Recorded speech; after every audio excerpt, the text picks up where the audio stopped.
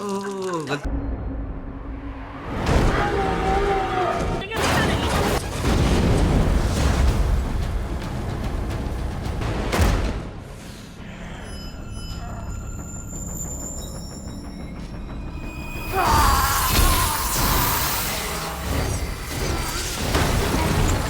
कहानी शुरू होती है क्रिप्टोन ग्रह से, जहां पर हम एक लेडी लारा को देखते हैं जो कि एक लड़के को जन्म देती है।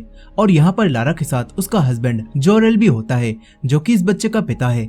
अब जोरेल अपने ग्रह के कुछ लोगों के पास जाता है और उनसे कहता है कि क्रिप्टोन अब खत्म होने वाला है और हमें इस ग्रह को छोड़कर कहीं और चले जाना चाहिए। साथ ही जोरेल इन लोगों से कोडेक्स नाम का एक डिवाइस भी मांगता है और कहता है कि मैं ही इस ग्रह को नष्ट होने से बचा सकता हूँ। जोरेल यहाँ बात कर ही रहा था कि तभी जोरेल के ग्रह का एक आदमी जोड अपने कुछ लोगों के साथ क्रिप्टोन ग्रह के सभी राजाओं पर हमला कर देता है और उन सभी लोगों को ही अपने ग्रह की बर्बादी का जिम्मेदार बताता है। यहाँ पर जोरेल जोड से ऐसा करने से मना करने लगता है। तभी जोड जोरेल से कहता है कि तुम भी मेरे साथ मिल जाओ, हम अपने ग्रह की सारी कमजोर नस्लों को खत्म करके क्रिप्टोन को अपने हिसाब से चलाएंगे। लेकिन यहाँ पर जोरेल जोड के साथ मिलने से साफ मना कर देता है और ये सुनकर जोड अपने सैनिकों से जोरेल को भी कैद करने के लिए बोलता है। मगर जब जोड के सैनिक जोरेल को कहीं ले जा रहे होते हैं तो तभी जोरेल उन सभी लोगों पर हमला करता है और यहाँ से भागने लगता है। लेकिन फिर जोरेल देखता है कि उसके पूरे ग्रह पर अब युद्ध छिड़ चुका है। इसी वजह से अब जोरेल कोडेक्स नाम के उसी डिवाइस को चुराने जाने लगता है। यहाँ पर जोरेल एक नदी में कूदता है जहाँ पर आर्टिफिशियल तरीके से बच्चों को बनाया जा रहा था। अब यहाँ पर हम कोडेक्स को भी देखते हैं जिसके अंदर कुछ पावर्स होती हैं। जोरेल कोडेक्स को चुरा लेता है और किसी तरह से जोड के लोगों से बचता हुआ अपनी वाइफ लारा और अपने बेटे के पास आ जाता है। यहाँ पर जोरेल लारा से अपने बच्चे को अर्थ पर भेज देने के लिए बोलता है ताकि जोड उसे खत्म ना कर पाए। मगर लोरा जोरेल से ऐसा करने से मना करती है और कहती है कि हमारा बेटा पृथ्वी पर जाकर अकेला पड़ जाएगा। पर जोरेल लारा से कहता है कि हमारा बेटा पृथ्वी पर अकेला नहीं पड़ेगा और ये वहां जाकर उन लोगों का मसीहा बनेगा और उनकी मदद करेगा। इतना बोलकर अब जोरेल अपने बेटे को एक शिप में रखता है और कोडेक्स की सारी शक्तियां अपने बेटे के अंदर डाल देता है। इसके बाद जोरेल एक अनोखे डिवाइस को अपनी शिप में लगाता है और इस बच्चे को पृथ्वी पर भेजने लगता है। लेकिन तभी जोड और उसके सैनिक भी यहाँ पर आ जाते हैं। यहाँ जोड जोरेल से कोडेक्स वापस मांगता है पर जोरेल जोड को कोडेक्स देने से मना करता है और फिर उसे बताता है कि क्रिप्टोन ग्रह पर सदियों बाद कोई कुदरती बच्चा पैदा हुआ है और वो मेरा बेटा है। दरअसल क्रिप्टोन की टेक्नोलॉजी इतनी एडवांस हो चुकी थी कि यहाँ पर ये लोग बच्चे भी आर्टिफिशियली बनाते थे और ये भी पहले ही डिसाइड हो जाता था कि वो बच्चा आगे चलकर क्या बनेगा। इसी वजह से उन बच्चों से उनकी मर्जी छिन जाती थी और इसी वजह से जोरेल ने अपना बच्चा आर्टिफिशियली नहीं बनाया। अब यहाँ जोरेल जोड से कहता है कि मैं अपने बेटे को यहाँ पर मरने नहीं दूंगा, इसीलिए मैं उसे इस ग्रह से दूर भेज रहा हूँ। ये सुनकर जोड और उसके सारे सैनिक जोरेल पर हमला करने लगते हैं। मगर तभी जोरेल इन लोगों पर हमला करता है और इन्हें मारने लगता है। तभी लारा उस शिप को एक्टिवेट करती है और अपने बेटे को पृथ्वी की तरफ भेज देती है। यहीं जोरेल भी अपने बेटे को जाता हुआ देख रहा था। तभी मौके का फायदा उठाकर जोड उस पर हमला करता है और उसके पेट में चाकू मार देता है, जिससे यहाँ पर जोरेल की डेथ हो जाती है। इसके बाद जोड लारा से पूछता है कि बताओ आखिर तुमने अपने बेटे को कहां पर भेजा है। पर लारा जोड से कहती है कि मेरे बेटे का नाम काल है और तुम उसे कभी भी नहीं ढूंढ पाओगे। ये सुनकर जोड तुरंत ही अपने लोगों से काल के शिप को खत्म कर देने के लिए बोलता है। मगर तभी यहाँ पर क्रिप्टोन ग्रह का राजा और उनके सैनिक आ जाते हैं जो कि जोड और सारे सोल्जर्स को घेर लेते हैं। इसके बाद यहाँ के राजा जोड और उसके सोल्जर्स को पकड़कर हमेशा के लिए कैद कर देते हैं और अंतरिक्ष में भटकने के लिए भेज देते हैं। मगर फिर कुछ समय बाद क्रिप्टोन ग्रह भी पूरी तरह से तबाह हो जाता है। वहीं दूसरी तरफ हम काल की शिप को देखते हैं जो कि अब पृथ्वी पर आ जाती है। अब कहानी कई साल आगे आती है जहां पर अब काल बड़ा हो चुका था और उसका नाम क्लार्क होता है। वो अपना नाम बदलकर समुद्र में एक शिप पर काम कर रहा था। लेकिन तभी यहाँ पर समुद्र में मौजूद एक अलग रिग में आग लग जाती है और उसके अंदर काफी सारे लोग फंस जाते हैं। ये देखकर क्लार्क तुरंत ही उस रिग पर जाता है और यहाँ उसके शरीर में आग लगने के बाद भी उसे कुछ भी नहीं होता, जिससे पता चलता है कि क्लार्क यानी कि काल के अंदर कई सारी पावर्स हैं। अब काल उन सभी लोगों को एक हेलीकॉप्टर में बिठाने लगता है। लेकिन तभी ये रिग टूटती है। ये देखकर काल उस रिग को अपने हाथों से ही रोक लेता है और सभी लोगों की जान बचा लेता है। मगर इस समय काल यानी कि क्लार्क पानी में गिर जाता है। तभी काल को अपना बचपन याद आने लगता है और हम देखते हैं कि यहाँ पर उसे स्कूल में पढ़ते समय सारी चीजों की आवाज काफी तेज सुनाई दे रही थी और वो लोगों के दिलों की धड़कनों के साथ साथ चीजों के आर पार भी देख पाता था। मगर इस सब से बचने के लिए कार्ल यानी कि क्लार्क वो अपने आप को एक रूम में लॉक कर लेता है। लेकिन तभी यहाँ पर उसकी मॉम यानी कि जिन्होंने कार्ल को धरती पर पाला है वो कार्ल के पास आती हैं। उनका नाम मार्था होता है। यहाँ मार्था अब कार्ल को समझाती हैं और उससे कहती हैं कि तुम बस मेरी आवाज पर फोकस करो और तुम सिर्फ उसी चीज को देखो जो कि तुम देखना चाहते हो और उसी चीज को सुनो जो तुम सुनना चाहते हो। यह सुनकर कार्ल सिर्फ अपनी माँ की आवाज पर फोकस करता है और उस रूम से बाहर आ जाता है। यहाँ इस सब से हमें पता चलता है कि कार्ल को धरती पर रहने में काफी सारी परेशानियों का सामना करना पड़ा है। अब कहानी वापस प्रेजेंट में आती है जहाँ कार्ल अब पानी से बाहर निकलता है और अपने घर की तरफ जाने लगता है। तभी कार्ल को रास्ते में एक स्कूल बस दिखाई देती है और सीन फिर से शिफ्ट होता है और हमें फिर से कार्ल के बचपन को दिखाया जाता है जहां कार्ल कुछ बच्चों के साथ स्कूल से जब घर जा रहा था तो तभी बस का टायर पंक्चर हो जाने की वजह से बस नदी में गिर जाती है और सभी लोग यहां डूबने लगते हैं। ये देखकर कार्ल तुरंत ही पानी में कूदता है और अपनी पावर्स का इस्तेमाल करके उस बस को जमीन पर ले आता है। लेकिन उसे ऐसा करते हुए कुछ बच्चे देख भी लेते हैं और जब ये बात कार्ल के डैड यानी कि जोनाथन को पता चलती है तो वो कार्ल यानी कि क्लार्क को उसकी पावर्स का इस्तेमाल सबके सामने करने की वजह से डांटते हैं और इस वजह से कार्ल अब अपसेट भी हो जाता है। वो अपने डैड से पूछता है कि आखिर मैं ऐसा क्यों हूँ। इस पर जोनाथन अब कार्ल को उसकी उसी शिप के पास लेकर आते हैं जिससे कार्ल पृथ्वी पर आया था। यहाँ अब जोनाथन कार्ल को उसके पास से मिला हुआ वही डिवाइस देते हैं और बताते हैं कि मैंने इस डिवाइस को एक बहुत बड़े वैज्ञानिक को दिखाया था जिसने मुझे बताया कि ये डिवाइस हमारे ग्रह का नहीं है बल्कि ये किसी दूसरे ग्रह से आया है। जोनाथन की ये बात सुनकर कार्ल समझ जाता है कि वो इस ग्रह का नहीं बल्कि वो किसी दूसरे ग्रह से धरती पर आया है। यहाँ जोनाथन कार्ल से कहते हैं कि तुम धरती पर जरूर किसी मकसद से आए हो और तुम्हें उसके बारे में पता लगाना होगा। अब इसके बाद कहानी वापस प्रेजेंट में आती है जहां कार्ल अब अपना नाम बदलकर एक रेस्टोरेंट में काम करने लगता है। तभी यहाँ पर वो कुछ सोल्जर्स को बात करते हुए सुनता है जिससे उसे पता चलता है कि वैज्ञानिकों को बर्फ के अंदर एक बहुत ही अजीब चीज दबी हुई मिली है जो कि काफी बड़ी है। यहाँ कार्ल उन सोल्जर्स की बात सुन ही रहा था कि तभी कुछ लोग एक लड़की को परेशान करने लगते हैं। ये देखकर कार्ल उन लोगों के पास जाता है और उन्हें ऐसा करने से मना करता है मगर तभी एक गुंडा कार्ल के ऊपर बियर फेंकता है और कार्ल की बेइज्जती करने लगता है। मगर यहाँ कार्ल अपनी शक्तियों को छुपाने के लिए उस आदमी से कुछ भी नहीं बोलता। इसके बाद जब वो आदमी रेस्टोरेंट से बाहर निकलता है तो तब वो देखता है कि किसी ने उसके ट्रक को पेड़ों पर टांग दिया है और ये काम किसी और ने नहीं बल्कि कार्ल ने ही किया होता है। अब यहाँ पर कार्ल उसी जगह पर काम करने चला जाता है जहाँ पर वैज्ञानिकों को वो अजीब चीज मिली है। फिर यहाँ पर लुइस नाम की एक जर्नलिस्ट भी आती है जो कि उसी अजीब चीज को देखने और एक आर्टिकल लिखने आई होती है। यहाँ इन सोल्जर्स का कर्नल लुइस को बताता है कि हमें बर्फ के काफी नीचे किसी अजीब सी चीज के दबे होने के सिग्नल्स मिले थे और वो काफी बड़ी है। साथ ही उस चीज पर जो बर्फ जमी हुई है वो तकरीबन 20,000 साल पुरानी है। ये सुनकर लुइस भी हैरान रह जाती है और सोचती है कि आखिर वो चीज क्या है। अब इसके बाद लुइस जब रात के समय अपने कैमरे से आसपास की जगहों की फोटो ले रही थी तो तभी उसे कार्ल दिखाई देता है जो कि छुपता हुआ उसी बर्फ में दबी हुई चीज के पास जा रहा था। ये देखकर लुइस भी अब कार्ल का पीछा करने लगती है। यहाँ कार्ल अपनी पावर से बर्फ को हटाता हुआ उस चीज के पास आ जाता है और यहाँ हमें पता चलता है कि वो चीज असल में एक स्पेसशिप है। अब कार्ल उस शिप को काफी गौर से देखने लगता है तभी उसे एक वैसी ही जगह दिखाई देती है जो कि बिल्कुल उसके पास मौजूद डिवाइस की तरह थी।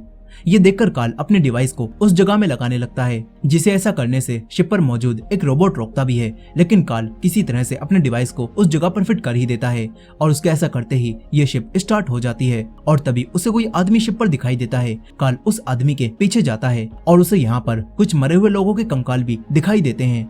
यही लुइस भी अब कार्ल के बनाए रास्ते से इस शिप पर आ जाती है और इस शिप की फोटो लेने लगती है। मगर तभी वही रोबोट लुइस पर हमला करता है। लुइस के चिल्लाने की आवाज सुनकर कार्ल भी यहाँ पर आ जाता है। कार्ल उस रोबोट को तोड़ देता है मगर इस सब में लुइस को चोट लग जाती है। तभी कार्ल अपनी आंखों से एक अजीब सी लेजर निकालता है और लुइस की चोट को ठीक करने लगता है। इसके बाद कार्ल उस शिप को भी बर्फ से निकालकर कहीं और ले जाता है और लुइस को भी उस शिप से बाहर एक जगह पर छोड़ता है और कहीं गायब हो जाता है। यहाँ लुइस शिप और कार्ल को देखकर हैरान रह गई थी और अब लुइस अपने न्यूज़पेपर में उसी शिप और कार्ल के बारे में एक आर्टिकल लिखती है। लेकिन लुइस का एडिटर इस आर्टिकल को न्यूज़पेपर में पब्लिश करवाने से मना कर देता है और कहता है कि ऐसी न्यूज पर कोई भी विश्वास नहीं करेगा जिसमें लिखा हो कि धरती पर एलियंस और स्पेसशिप मौजूद हैं। अब ये सब सुनने के बाद लुइस किसी और आदमी की मदद से कार्ल और उस स्पेसशिप की न्यूज को लीक कर देने के लिए बोलती है ताकि वो कार्ल के बारे में और भी बातें जान सके। इस तरफ हम कार्ल को भी देखते हैं जो कि एक सुनसान जगह पर आता है। तभी उसके सामने जोरेल की एक होलोग्राम इमेज आती है जो कि होती तो बिल्कुल जोरेल जैसी है, लेकिन ये बस एक एआई होता है जिसके अंदर जोरेल की कॉन्शियसनेस मौजूद होती है। अब यहाँ पर कार्ल जोरेल को पहचान नहीं पाता। तभी जोरेल उसे बताता है कि मैं तुम्हारा डैड था और मेरा नाम जोरेल था और तुम्हारा असली नाम क्लार्क नहीं बल्कि कार्ल है। ये सब सुनकर कार्ल जोरेल से पूछता है कि आखिर तुमने मुझे अपने ग्रह से यहाँ पर क्यों भेजा।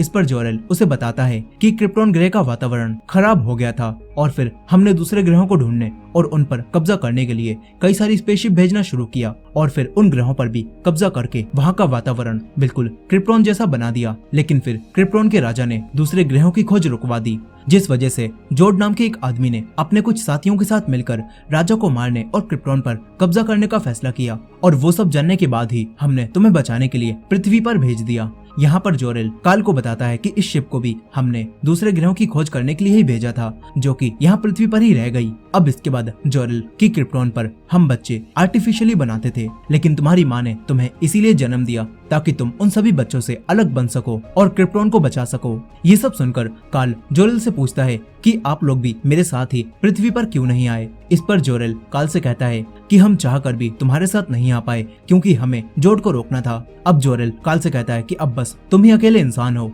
जो कि पृथ्वी को भी क्रिप्टॉन की तरह बर्बाद होने से बचा सकते हो और यहाँ पर रहने वाले लोगों की मदद कर सकते हो। ये बोलकर जोरेल कार्ल को एक सूट भी देता है जिस पर एक उम्मीद का सिंबल बना हुआ था। यही जोरेल अब कार्ल को बताता है कि पृथ्वी पर क्रिप्टॉन से अच्छा वातावरण होने की वजह से तुम यहाँ पर काफी ज्यादा पावरफुल बन गए हो। ये सब सुनकर कार्ल अपनी शक्तियों को आजमाने के लिए जोरेल का दिया हुआ सूट पहनकर हवा में उड़ने लगता है और क्योंकि पृथ्वी की ग्रेविटी क्रिप्टॉन से कम थी, इसी वजह से कार्ल बड़ी आराम से हवा में उड़ने लगता है। इस तरफ लुइस भी अब कार्ल के बारे में पता करते करते मार्था यानी कि कार्ल की माँ के पास पहुँच जाती है और फिर कार्ल भी यहाँ पर आ जाता है। यहाँ लुइस कार्ल से पूछती है कि आखिर तुम दुनिया से अपनी असली पहचान छुपाकर क्यों रह रहे हो। इस पर कार्ल लुइस को बताता है कि मेरे डैड जोनाथन को ऐसा लगता था कि अगर मेरा सच दुनिया के सामने आ गया तो दुनिया डर कर मुझे अपनाएगी नहीं। यहाँ पर हमें कुछ समय पहले का भी एक सीन दिखाया जाता है जहाँ कार्ल अपनी पावर्स को दुनिया के सामने लाने के लिए कहीं जाते हुए अपने डैड से बहस कर रहा था और तभी इन लोगों की कार के सामने एक बड़ा सा तूफान आ जाता है। यहाँ जोनाथन कार्ल से मार्था को एक साइड में ले जाने के लिए बोलता है और खुद लोगों की मदद करने लगता है, मगर तभी जोनाथन के पैर में चोट लग जाती है और जोनाथन तूफान में ही घिर जाता है। कार्ल अपनी शक्तियों का इस्तेमाल करके अपने डैड को बचाने जाना चाहता था, लेकिन कार्ल के डैड जोनाथन कार्ल को वहीं पर रोक देते हैं और इस वजह से जोनाथन की डेथ हो जाती है। कहानी वापस प्रेजेंट में आती है और कार्ल लुइस को भी जोनाथन की डेथ के बारे में बताता है और उससे कहता है कि ये दुनिया अभी मेरा सच जानने के लिए तैयार नहीं है, मगर जब मुझे ऐसा लगेगा कि अब ये दुनिया मेरी सच्चाई जानने के लिए तैयार है तो मैं सभी लोगों को अपनी सच्चाई बता दूंगा। अब ये सब जानने के बाद अगले दिन जब लुइस अपने ऑफिस में जाती है तो यहाँ पर लुइस का बॉस उससे कार्ल और उस स्पेसशिप वाली स्टोरी को पब्लिश करवाने के लिए बोलता है, लेकिन अब लुइस कार्ल का सच जानने के बाद उसे दुनिया से छुपाने के लिए इस स्टोरी को पब्लिश करवाने से मना कर देती है और इस वजह से लुइस का बॉस लुइस को 2 हफ्तों के लिए जॉब से भी निकाल देता है। इस तरफ कार्ल भी अपनी माँ मार्था के पास आता है और उसे बताता है कि मुझे मेरे असली माँ बाप के बारे में सब कुछ पता चल चुका है। यहाँ मार्था को ये सुनकर ऐसा लगने लगता है कि अब कार्ल उसे छोड़कर चला जाएगा और इसी वजह से मार्था रोने लगती है, लेकिन तभी कार्ल उसे चुप कराता है और कहता है कि मैं आपको छोड़कर कभी भी नहीं जाऊंगा। वहीं दूसरी तरफ कुछ वैज्ञानिकों को एक अजीब सी स्पेसशिप पृथ्वी की तरफ आती हुई दिखाई देती है और ये बात न्यूज में भी काफी तेजी से फैल जाती है। यही कार्ल भी उस स्पेसशिप को आते हुए देख रहा था, तभी पूरे शहर की लाइट्स बंद हो जाती हैं और सभी इंसानों को उस स्पेसशिप से एक मैसेज मिलता है जिसमें लिखा होता है कि तुम लोग अकेले नहीं हो। यहाँ पर जोड जो कि अभी भी जिंदा होता है वो सभी इंसानों से कहता है कि हमारे ग्रह का एक लड़का पृथ्वी पर मौजूद है और अगर वो जल्दी ही हमें नहीं मिला तो हम पूरी पृथ्वी को तबाह कर देंगे। ये बात सुनकर कार्ल समझ जाता है कि जोड उसे ही ढूंढता हुआ यहाँ पर आया है। वहीं लुइस भी ये सब देख रही थी और वो समझ जाती है कि जोड कार्ल को ही ढूंढ रहा है। और अब जब लुइस कार्ल को जानती थी तो इसी वजह से FBI भी लुइस को कार्ल के साथ मिला हुआ समझती है और लुइस को अरेस्ट कर लेती है। वहीं कार्ल भी अब इस सबसे काफी परेशान हो जाता है। वो चर्च में जाता है और फादर को सब बता देता है और कहता है कि वो स्पेसशिप और वो एलियंस मुझे ही ढूंढने के लिए यहाँ पर आए हैं। यहाँ पर कार्ल को कुछ भी समझ नहीं आता कि उसे जोड के सामने सरेंडर करना चाहिए या फिर नहीं। अब काफी ज्यादा सोचने के बाद कार्ल पुलिस के आगे सरेंडर कर देता है और लुइस से बात करने के लिए कहता है। ये सुनकर अब जनरल कार्ल को अरेस्ट करके लुइस के पास लेकर आते हैं। यहाँ अब कार्ल लुइस को सब बताता है और कहता है कि मैं जोड के आगे सरेंडर करने वाला हूँ। यहाँ पर कर्नल कार्ल से पूछते हैं कि आखिर तुम कौन हो। इस पर कार्ल कर्नल से कहता है कि मैं आप लोगों का दुश्मन नहीं हूँ और मैं बस आप लोगों की मदद करना चाहता हूँ। ये सब सुनने के बाद कर्नल कार्ल को जोड के सामने ले जाने लगते हैं। यहीं लुइस को भी अब कार्ल पर पूरा विश्वास हो गया होता है और इसी वजह से कार्ल लुइस को थैंक्स बोलता है। यहीं ये दोनों एक दूसरे को पसंद भी करने लगे थे। अब कार्ल लुइस को वापस भेज देता है, लेकिन तभी जोड की एक स्पेसशिप और कुछ सोल्जर्स इन लोगों के पास आते हैं। यहाँ जोड के सोल्जर्स ने पृथ्वी के वातावरण में जिंदा रहने के लिए एक मास्क पहना होता है। अब एक लेडी सोल्जर कर्नल के पास आती है और कहती है कि हमें लुइस को भी अपने साथ ले जाना है, पर कर्नल उससे कहते हैं कि हमारी बात कार्ल को ले जाने की हुई थी, किसी इंसान को ले जाने की नहीं। कर्नल लुइस को भेजने से मना करने लगते हैं, मगर तभी लुइस इन सभी लोगों को जोड से बचाने के लिए जोड के पास जाने के लिए राजी हो जाती है। इसके बाद वो सोल्जर्स इन दोनों को अपनी शिप से जोड के पास दूसरी शिप में ले जाने लगते हैं। तभी कार्ल मौका मिलते ही लुइस को अपने पास मौजूद वही डिवाइस दे देता है जिससे कार्ल ने उस पिछली शिप को स्टार्ट किया था। अब इसके बाद वो लेडी सोल्जर भी लुइस को अपने वातावरण में जिंदा रखने के लिए एक मास्क पहना देती है। यहीं अब कार्ल और लुइस जोड के पास आते हैं, लेकिन शिप पर आते ही कार्ल की तबीयत खराब होने लगती है और कार्ल इस शिप के वातावरण में कमजोर होने लगता है क्योंकि इस शिप का वातावरण बिल्कुल क्रिप्टोन ग्रह जैसा था। यहीं जोड अब कार्ल को अपनी पावर से ऐसे भ्रम दिखाने लगता है जैसे कार्ल धरती पर हो। यहाँ अब जोड कार्ल को बताता है कि मैंने क्रिप्टोन को बचाने की कोशिश की और उसके बदले में हमें सजा मिली और हमें कैद कर दिया गया, लेकिन जब क्रिप्टोन खत्म हुआ तो हम भी खुद ही आजाद हो गए। जोड कार्ल को बताता है कि फिर हमने वो ग्रह ढूंढने की कोशिश की जिस पर हम जिंदगी जी सकें, लेकिन ऐसा कोई भी ग्रह हमें नहीं मिला जिसका वातावरण ठीक हो और हम वहाँ पर जिंदा रह सकें। साथ ही जोड कार्ल को ये भी बताता है कि ग्रहों को ढूंढते समय हमें अपनी बहुत सारी पुरानी मशीनें भी मिल गईं जिनसे हम हर ग्रह का वातावरण क्रिप्टोन जैसा बना सकते हैं। जोड कार्ल से कहता है कि जब तुमने उस शिप को स्टार्ट किया तब हमें तुम्हारे पृथ्वी पर होने के बारे में पता चल गया और हम लोग यहाँ पर आ गए। इसके बाद जोड कार्ल से कहता है कि तुम्हारे पिता ने कोडेक्स को तुम्हारी शिप पर तुम्हारे साथ ही भेज दिया था जिसमें हमारे आने वाले सभी क्रिप्टोन के बच्चों का डीएनए मौजूद था और उसका इस्तेमाल करके हम पृथ्वी पर जिंदा रहने वाली एक नस्ल बना सकते हैं। यहाँ अब जोड कार्ल से वो कोडेक्स मांगता है ताकि वो धरती पर अपनी नस्ल बना सके, लेकिन यहाँ पर कार्ल जोड की बात सुनकर ये समझ जाता है कि अगर जोड ने धरती पर अपने जैसे लोग बनाना शुरू कर दिए तो धरती पर रहने वाले सभी इंसान मर जाएंगे। इसी वजह से अब कार्ल जोड के साथ काम करने से मना करता है और उसे कोडेक्स भी नहीं देता। लेकिन तभी जोड कार्ल को तरह तरह के हेलुसिनेशंस दिखाने लगता है और साथ ही कार्ल को ये भी बताता है कि मैंने ही तुम्हारे डैड जोरेल को मारा था। जोड कार्ल को भी मार देने की धमकी देता है और वहीं दो स्पेसशिप फिर से धरती की तरफ आने लगती हैं। यहीं जोड का एक सोल्जर कार्ल का थोड़ा सा खून निकाल लेता है और लुइस को भी एक जेल में कैद कर दिया जाता है, मगर तभी लुइस को उसी जेल में उस डिवाइस को लगाने की जगह दिखाई देती है जो कि कार्ल ने उसे दिया था। यहाँ लुइस उस डिवाइस को उस जगह पर लगा देती है जिससे जोरेल का एआई इस शिप में लोड हो जाता है और यहाँ जोरेल लुइस के सामने आता है। वो लुइस से कहता है कि हम लोग जोड को रोक सकते हैं, मैं तुम्हें जोड को रोकने का तरीका बताऊंगा और तुम वो तरीका कार्ल को बता देना। यहाँ अब जोरेल लुइस को बचाते हुए इस शिप से बाहर निकालने लगता है। वहीं कार्ल भी अपने आप को छुड़ा लेता है। वहीं जोरेल लुइस की मदद करता है और उसे एक स्पेस क्राफ्ट में बिठाकर पृथ्वी पर वापस भेज देता है, लेकिन तभी उस क्राफ्ट के अंदर आग लगने लगती है। यहीं जोरेल अब कार्ल के पास भी आता है और उससे कहता है कि हमने कोडेक्स को तुम्हें इसलिए दिया था ताकि तुम इंसानियत को सही से समझकर अपने लोगों और इंसानों को एक साथ मिला सको और इन सभी को बचा सको। यहाँ अब कार्ल लुइस को पृथ्वी की तरफ गिरता हुआ देखता है और वो जल्दी से उड़कर उसके पास आता है और उसे क्राफ्ट से बाहर निकालकर लुइस की जान बचा लेता है। वहीं जोड और उसके सोल्जर्स अब मार्था के पास आ जाते हैं और उससे पूछते हैं कि जिस शिप पर कार्ल यहाँ आया था वो कहाँ पर है। यहाँ पर मार्था उन लोगों की बात का कोई जवाब नहीं देती, जिससे अब एक सोल्जर मार्था को मारने लगती है। इस वजह से मार्था अब कार्ल की शिप का पता बता देती है, लेकिन इन लोगों को कार्ल की शिप में भी कोडेक्स नहीं मिलता।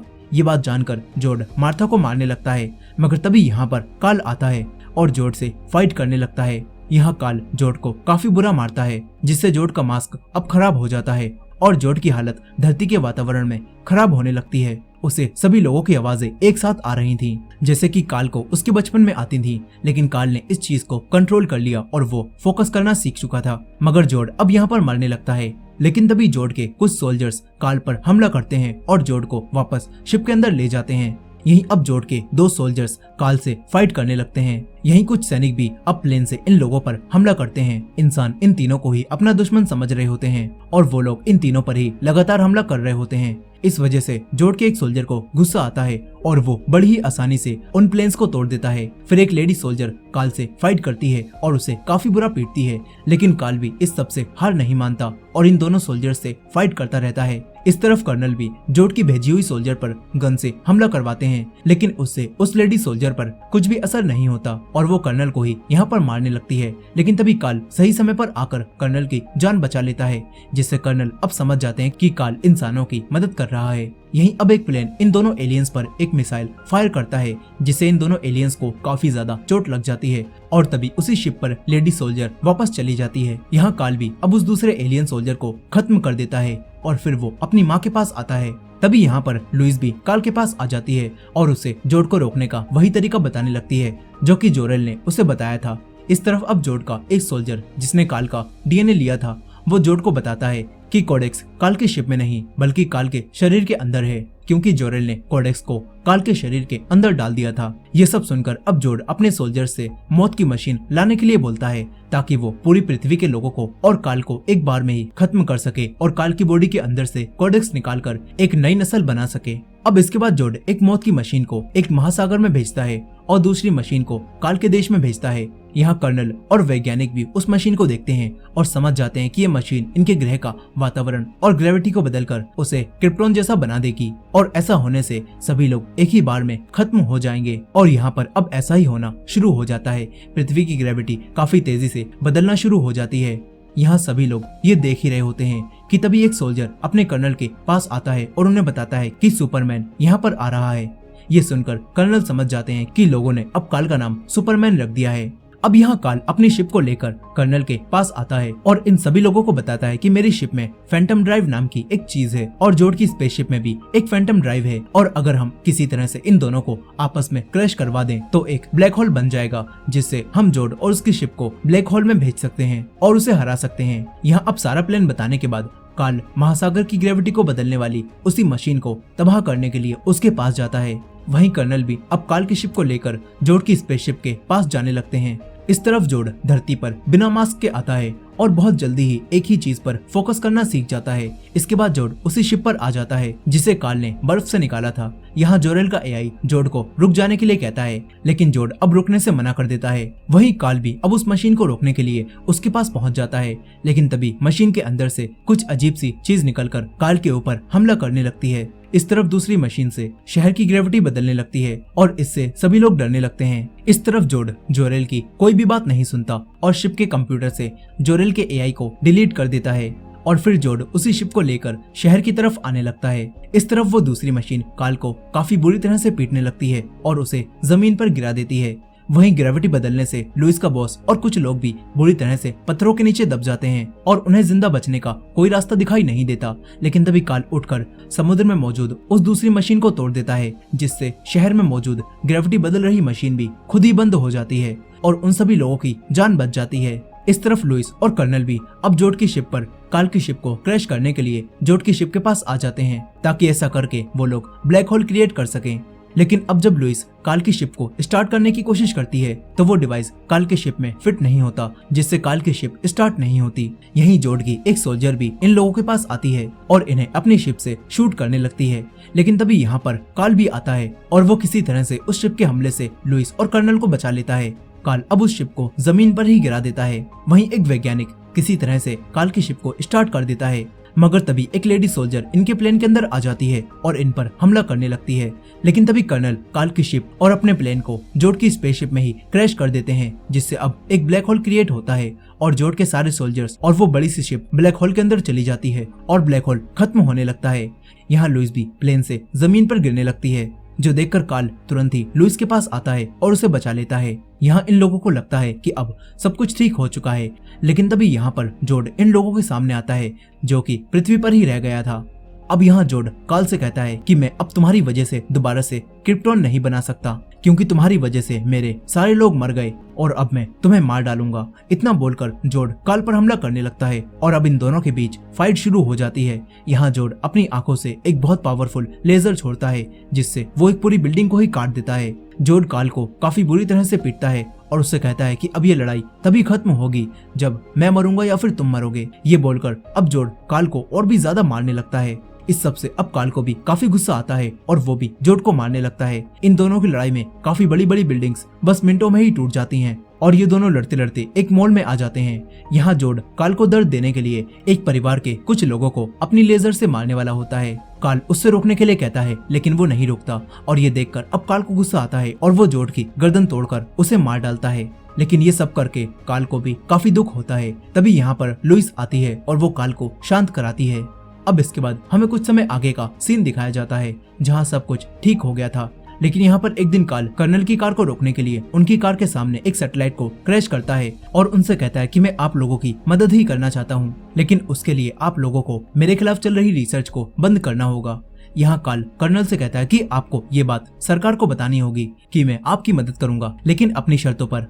इसके बाद कार्ल अपनी माँ के साथ अपनी डैड की कब्र पर जाता है और फिर उनके साथ बिताया हुआ समय याद करने लगता है। फिर कार्ल इंसानों की तरह ही जिंदगी जीने का फैसला करता है और दुनिया की हर खबर जल्द से जल्द पाने के लिए लुइस के ऑफिस में ही काम करने लगता है। और इसी एंडिंग के साथ ये कहानी यहीं पर खत्म हो जाती है। दोस्तों ये थी इस मूवी की फुल स्टोरी। आई होप कि आपको ये स्टोरी पसंद आई होगी। वीडियो पसंद आई हो तो वीडियो को लाइक करना मत भूलेगा और हमारे चैनल पर नए हैं तो हमारे इस चैनल को भी सब्सक्राइब करके बेल नोटिफिकेशन को ऑन करना मत भूलिएगा। मिलते हैं नेक्स्ट वीडियो में।